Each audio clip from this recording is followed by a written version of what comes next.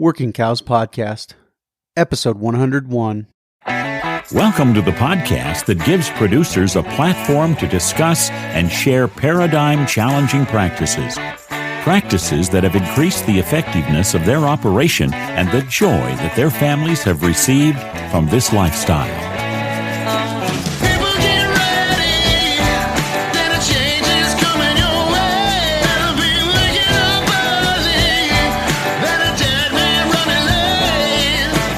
Howdy, everybody. It's Clay Connery, host of the Working Cows Podcast, brought to you by the Global Ag Network. Here with another episode for you guys. Really excited about an opportunity to sit down with Brian Alexander. Brian is a rancher in the Red Hills of Kansas. He's got a great Facebook page, Red Hills Rancher. You can check him out there. But he was at the Grass-Fed Exchange and had his paradigm challenged, had his mind open to some new ideas and some new ways of thinking and some new practices and some new opportunities that he could implement on his business. And so he kind of jumped in with both feet this summer with a set of Coriani pears, and he has been grazing them through the summer. And we had an episode with him a while back and an opportunity to sit down with him and to talk with him about how that process was going to be going and what he was expecting. And we're going to visit with him today as he's just past halfway with these pears and how things are going with him and what he's learned and some things he's thinking that maybe he will be able to see at the end and just kind of a midway update. So, Brian, thanks for joining me today on the Working Cows Podcast. Clay, thanks for making the time to talk to me again today. I really appreciate it. Well, today we're recording this. Today's day 59 with the girls, so tomorrow is halfway. And I originally had projected to be all the way around, and I've got I've got eight and a half days according to the calculation in front of me in the paddock I'm in before I actually go back to what I grazed the first time. So we're going to be looking at 68, 69 days of rest going back in. The recovery that I started to notice, and it's also pretty important to note, we've kind of had a record wet May and really, really wet June. July hasn't been very spectacular so far. We've gotten over 25 inches of rain since in the last 60 days. So that's been pretty incredible. The forage recovery, we stay in the strip about 12 days to 14 days, depending on which one I've been in. And as we go down the strip and get further and further away from water, I'm not seeing recovery. I don't see any recovery till they've been out for about 7 or 8 days. And then it just explodes. It just shoots up. It's pretty neat to see. So I'm currently grazing in something that's, hasn't had any cattle in it for over a year. And it's kind of a chore walking in, the grass is at least waist deep. A lot of it is waist deep, and doing it first thing in the morning when the dew's heavy on the ground. My pants are soaked from the dew first thing in the morning. The yuccas and the thistles are about cutting up my muck boots. But that's okay. I'm getting plenty of exercise. I'm probably in the best shape I've ever been in my life.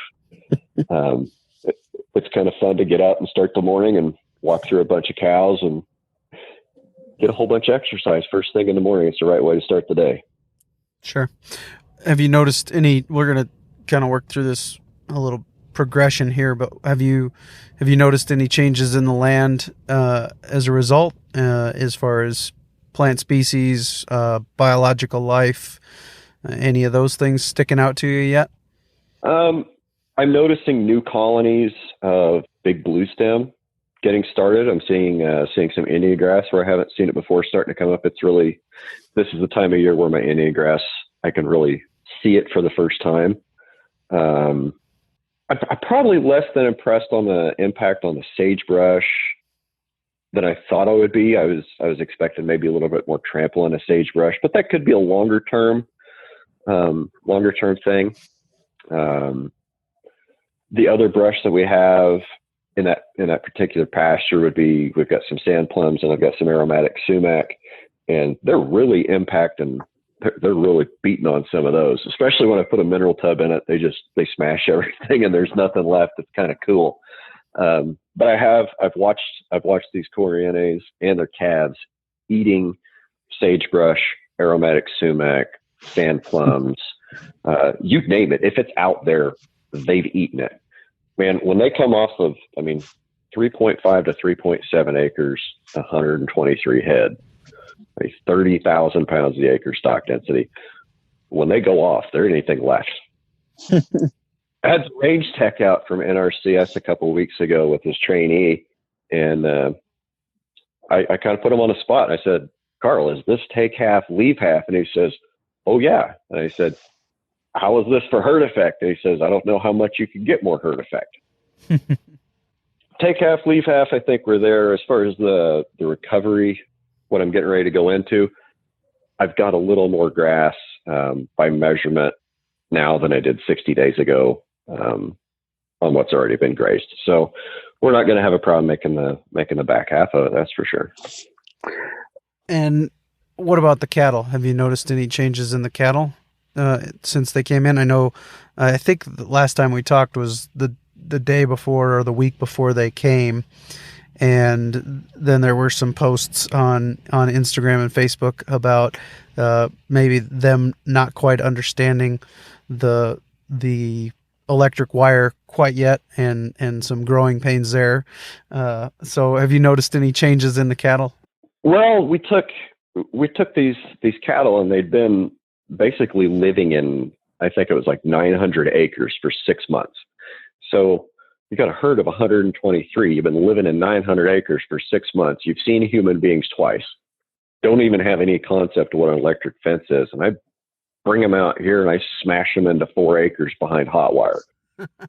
Okay, so the first week was a little crazy. And you do what you can. You don't get frustrated. You don't get upset. You just, like Bob Kenford says, speed is finesse. Slow down. Finesse them, take your time.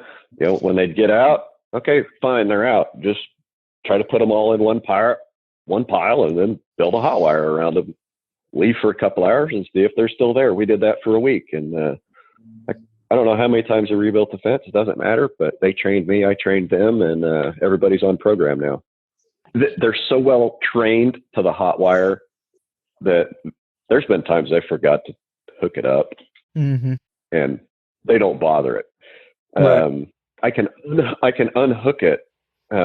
Like the craziest thing is when I'm taking the fence up. So I'll unhook it on one end, and I'll hook the gate handle to my belt, and I'll start walking toward the reel, and I'll pick up posts as I go. So they'll wait till I pull that cable past. They'll wait, and then they just walk in. They don't run anymore. They just walk in. Like I mentioned, we just went to another major long paddock, I guess, long strip. Still trying to figure out what terminology everybody's using. But so we had to come back to the water trap, and now we're going back a different direction. So we're on the fifth wagon wheel spoke, I suppose. And it's been a challenge the last couple of times to get them to come all the way from the far end of the spoke back to the water to find, that fresh grass I just opened up. I've had to drive them before. I've had to use back fences before. This time I don't have a back fence, so they still have access to the stuff that they grazed on for the last 2 weeks. They just haven't chose to walk back out there yet. So it's pretty neat to see them just stick on what I give them. That's the coolest thing I've ever seen, is just they stay in a pile, and I know where to look for them. It's real easy to see them when they're not where they're supposed to be, because you know right where to look.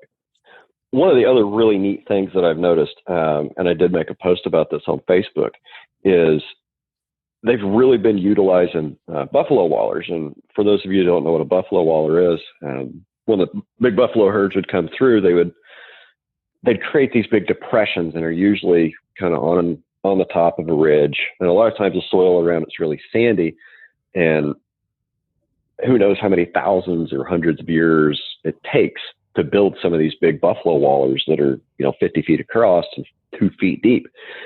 but they're so well packed, and the bottom of them is so tightly packed that they hold water. So they kind of act like stock tanks when they're full of rain. There have been times, Clay, that they won't even come back to the tank for up to 3 days at a time because they're utilizing the water in the pasture. Like they have to walk a couple hundred yards to grass and just a couple hundred yards back to water. Why would they walk up? Why would they walk a quarter mile back? They're kind of lazy in that way, I guess. But if there isn't good water, or the buffalo waters start to get real shallow and real muddy, they have no problem. They string back to water and they go and they just go in small groups, ones and twos. I've never seen them all hit it at once. This is episode 101 of the Working Cows podcast. So workingcows.net/101 will be the show notes page. For sure, one link that will be there is Brian's previous episode, which is episode 88, where we kind of gave an introduction to this strip grazing experiment that Brian has been endeavoring on for the last, I think, 59 days, he said. And so what was the management of the pasture that you're in before this experiment took off?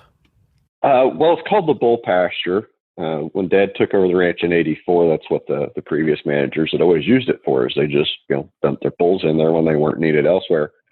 For a lot of years, it was divided into 3 paddocks, and it was part of a rotation scheme. The last several years, it really hasn't been used much. In 2016 or 2017, I used it just for a few days. But then in 2018, the only thing I did was I put, in 2017, I had like 252 head of, or 250. See, you didn't prep me for this, so I didn't have this. I didn't think about this. It was 200. I had 200 heifers over there for 28 days. 200 heifers and 250 acres for 28 days. Barely tell they were there, especially coming back into this grazing season. Before that, been lightly stocked, lightly used. This is probably the hardest this pasture has ever been used. I'm sure it's the hardest that's ever been used. Probably the hardest anything around here has ever been used.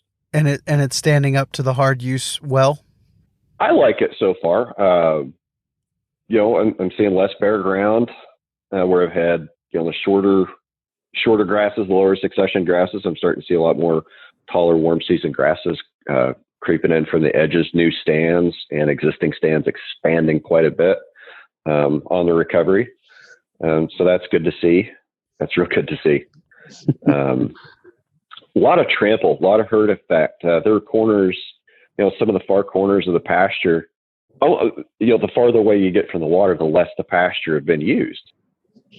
Well, you get down to some of those corners and, there'd just be an area of, a half acre of big bluestem that I could tell hasn't been used in 3 years. There hasn't been anything in it in 3 years. It's all, half of it's oxidizing and dead. Mm-hmm. Now that we ran the Coriones through there at 30,000 pounds at the acre, it's all on the ground. Mm-hmm. And there's all kinds of new leaf coming up. So, you can't let that stuff get dead and oxidized. It has to be cycled. You have to keep those minerals cycling, the biological activity cycling. And speaking of that, the cattle were wormed coming off the truck, which was a compromise. So they had to be wormed coming off the truck. Ideally, I wouldn't like to put any wormer on past April 15th. You're not really going to see dung beetles until about the 1st of June anyway. The dewormer takes 30 days to cycle and metabolize and get out of their system. That gives you about a 2-week buffer before you should start seeing dung beetles. Didn't get that. Were my dung beetles late this year? I'm not going to say that they were, because I saw dung beetles behind the Coriones before I saw dung beetles behind any of the other 3 herds that I'm managing right now. Mm-hmm. I wish I knew what was going on with a dung beetle and why they chose some and not others, or if I just don't have a robust enough population to break them all down or what. I wish I had some of those answers, but I know they're there and I know they're really happy right now. I just wish I had more. It was on my mind. You mentioned being a wetter than average year, and that in our part of the world has typically meant higher fly pressure. But you're saying it's not a problem. It's not a problem. It's not even really. It's not a problem on either one of the heifers or the steers that I have that are on. They're moving every other day. You just don't see flies when you're on rapid moves because by the time the fly lays its larva, it takes so many days to mature and hatch into a new fly. Well, if the cattle are 5 paddocks away, when that fly hatches, it doesn't have anywhere to go. It doesn't have anything to latch onto. A guy that I was talking to said that you can break that parasite cycle with more frequent moves. So you're managing 3 herds every other day on 2 of them, every day, or maybe even more often than that on the other one. So there are some days when you're moving upwards of three herds. And how have you been managing that? What does that process look like for you? Well, I've kind of just settled into a routine, mostly out of convenience because of the ranch is so spread out. Just have to cover a lot of miles. Job one every day is the core NA. So that's the first project that I go straight for is take care of them because I know that's not going to take very long. I know what I'm getting into with that project, and it gets me fired up. I get to go look at them because they all look so cool. I get to go look at some really great grass. I get a lot of great exercise. That's a good way to start the day. So then usually it's if the steers are close, I'll go check whatever needs moved next is, if it's heifer day, the heifers go get moved, and then I go check the steers, and then it's often, haul mineral. Because of the rain and the grass growth, I've just settled on a fast move schedule every other day for both herds. So we're staggered. So steers and heifer, steers one day, heifers the next, then steers, then heifers, then steers, then heifers. And, of course, you got to stay in front of them, make sure your fences are up and get your fences hot and make sure your water, every day you got to make the water rounds, make sure all your water is okay. So it's a lot of work, but, it's become routine. Sometimes it's kind of a grind, but I'm happy with it. I'm really pleased with the way it's going so far this year. Will you do more strip grazing on different parts of the ranch with more than one herd in the future, or larger herds in larger areas? Anything like that on your mind?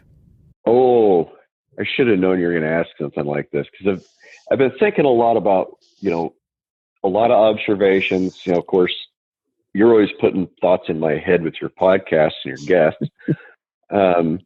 Would I strip graze again? Yes. Would I try to strip graze more than one herd? Maybe.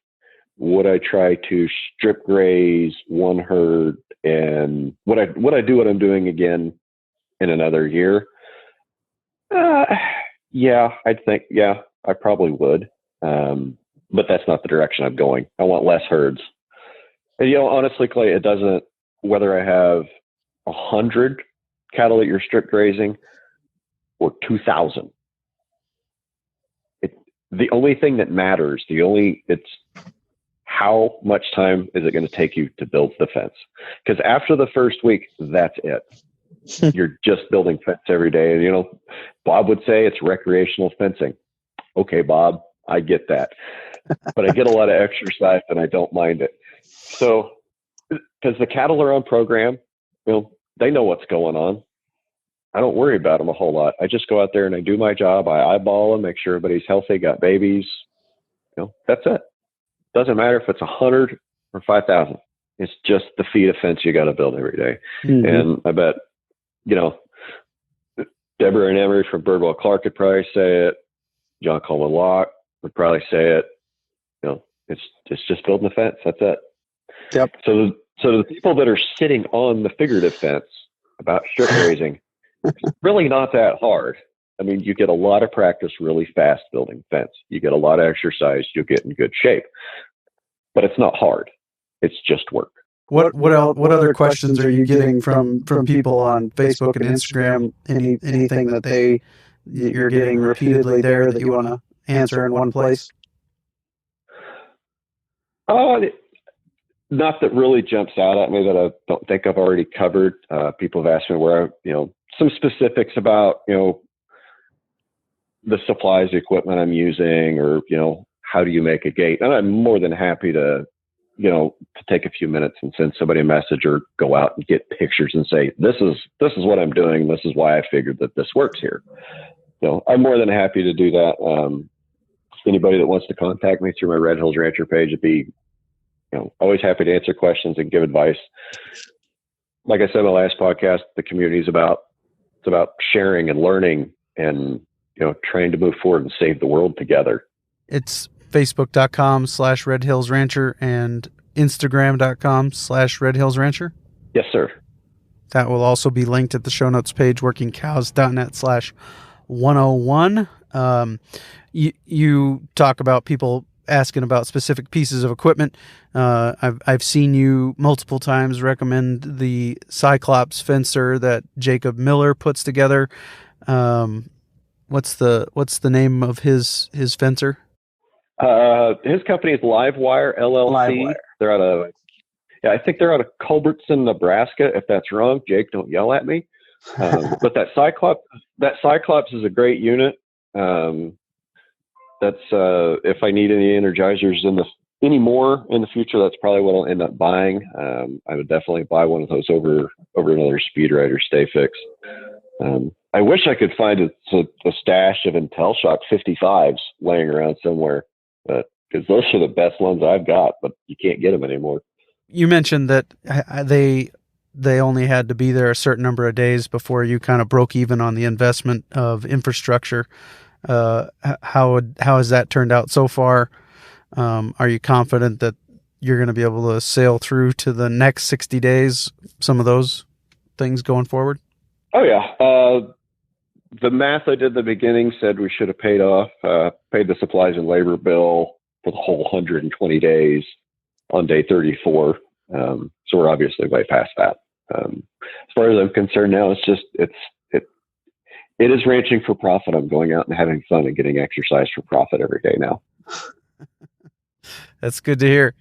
And the next lap is a sure thing in your mind. There's more grass ahead of you than there was the first 60 days. Oh, for sure. There's a lot more grass in front of me than there was when I started. And I'm ahead of schedule, or I'm behind schedule, depending on how you look at it. I've got, I still have 9 more days to go before I finish, 8 or 9 more days to go before I finish my first lap. So then instead of put me at needing to cover it in 60 days, well, now I'm going to be needing to cover it in like 50 or 52 days. So do I make paddocks bigger, or do I just not graze some of it? I guess I've heard it said multiple times, never be afraid to waste grass. So I don't think there is such a thing as wasting grass. It's just save it, stockpile it for next year, or that's next year's litter cover when you come in with 30,000 pounds of the acre of Corianes and smash it into the dirt. Where did you go to learn? I mean, what would you recommend somebody who wants to look into doing this? What would you recommend for them? Well, as always, I recommend holistic management training and ranching for profit. But as far as specifics as, strip grazing, building fence, just go do it. Just go do it. You asked me earlier about difficulties and challenges, and I was kind of surprised you didn't bring it up. We did have to send a cow home. I mean, an astute listener would notice I've been using the number 123, and the old number was 124. So we had a particularly troublesome Bob Horn cow that I suspect was partial Longhorn. The first 2 weeks, she jumped the auto gate.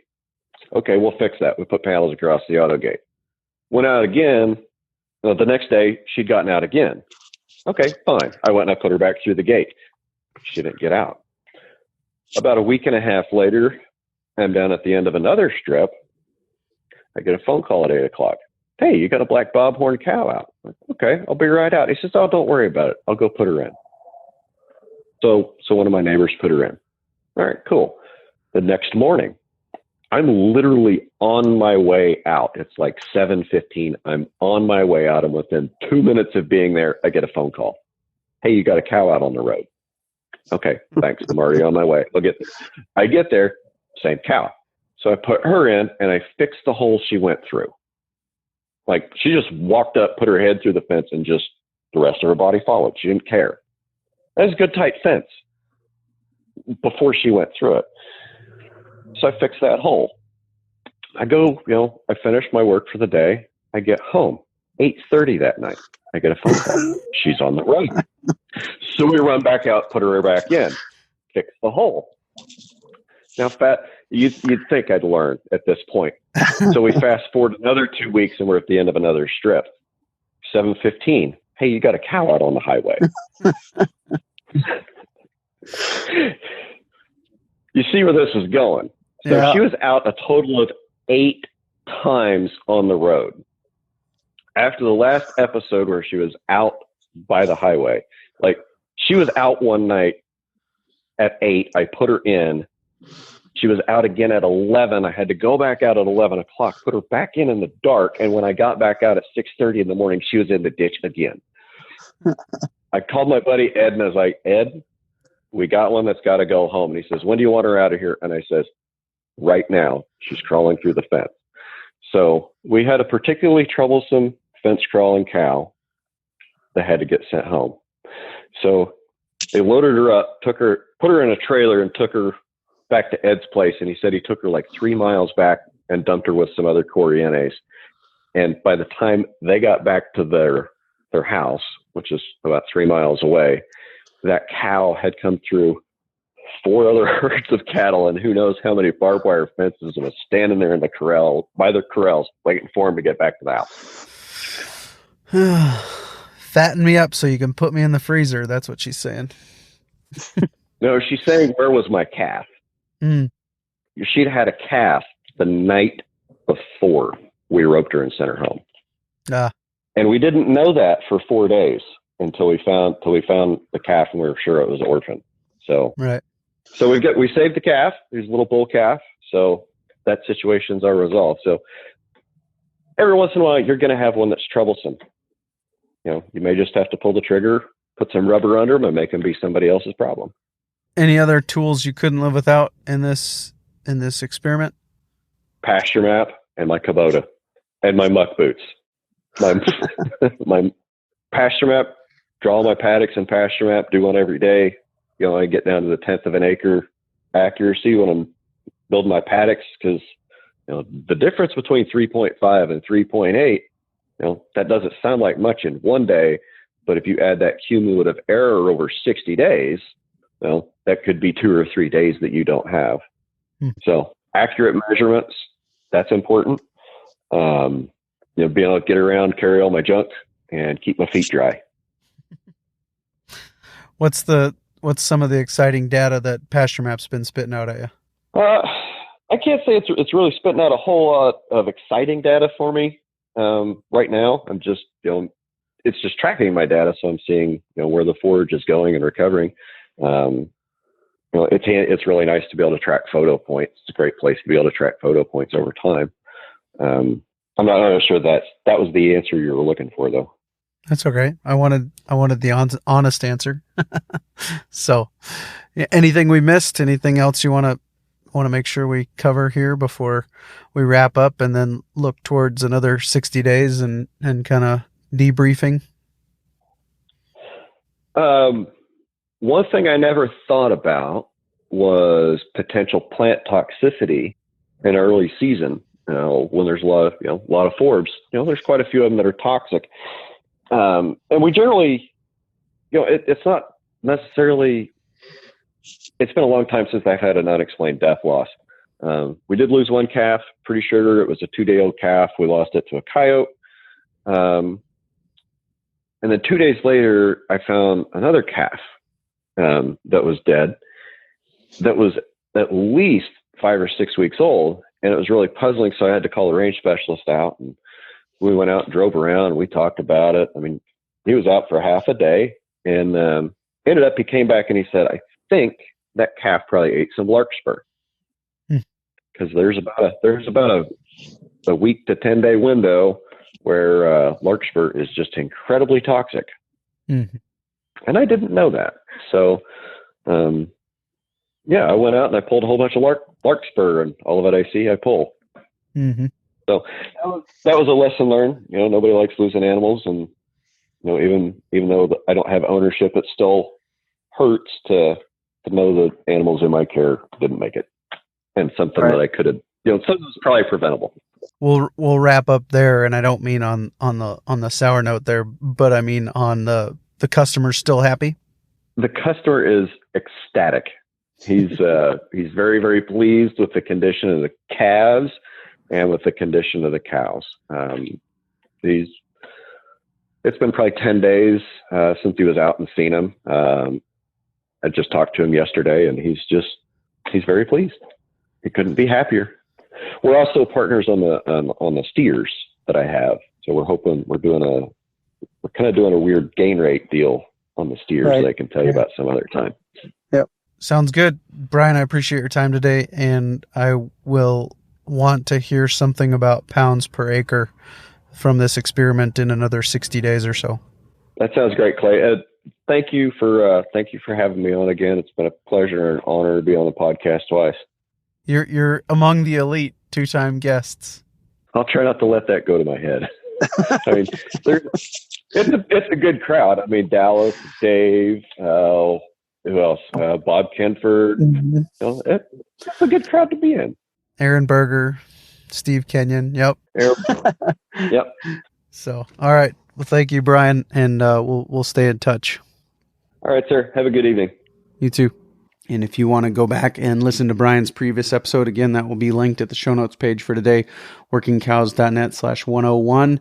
And he was on episode 88. That's workingcows.net/88. So go ahead and check that out. I am off at the end of this week to the Ranching for Generations conference. Going to see the torch pass from Dave Pratt to Dallas Mount. Really honored to be a part of that. Really excited about a tour of the Padlock Ranch and some of those things. So hopefully I get an interview down there somewhere with somebody. So we'll see what I come up with next week for episode 102 of the Working Cows podcast. Really appreciate you guys tuning in, and we're just getting started. So we'll see you real soon with another episode of the Working Cows podcast.